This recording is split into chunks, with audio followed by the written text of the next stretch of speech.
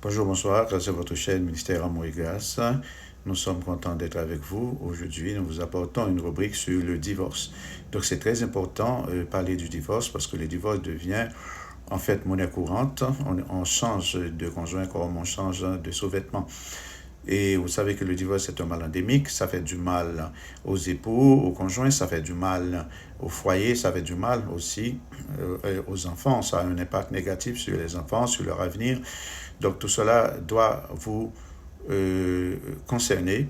Et quand vous avez décidé, ou bien quand vous allez décider de divorcer, pensez aux enfants, pensez à leur avenir, pensez à ce que cela va avoir comme impact sur les enfants.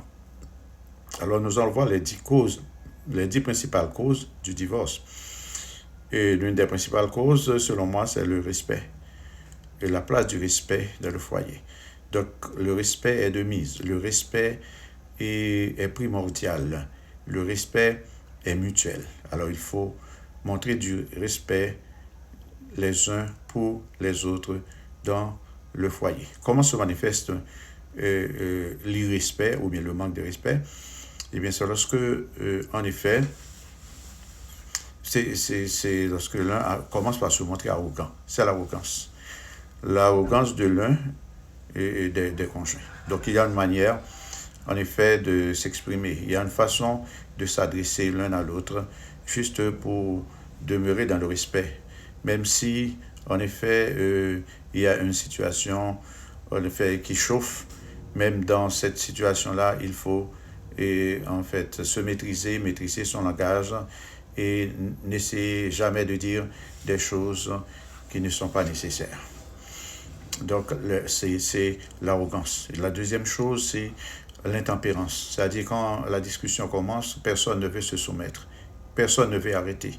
Et quand quelqu'un monte la voix, l'autre monte la voix un peu plus haut encore. Donc, jusqu'à faire un écho désagréable.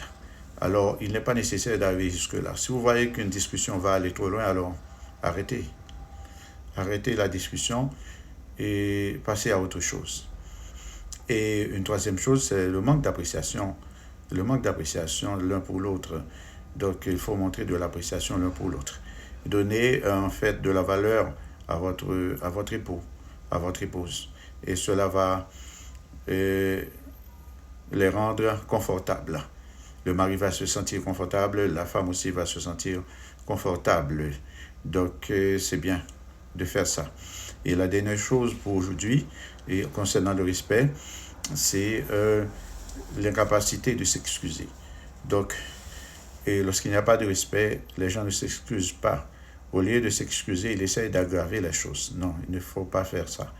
Donc, on sait qu'on a tort, on s'excuse. On sait qu'on a tort, on s'excuse. On sait qu'on est coupable, on s'excuse et on promet de ne plus recommencer. Voilà, c'est comme ça que ça va, en effet, tenir, ça va aller mieux. C'est comme ça que ça va aller bien dans votre foyer. C'est tout pour aujourd'hui et à très prochainement pour une rubrique similaire.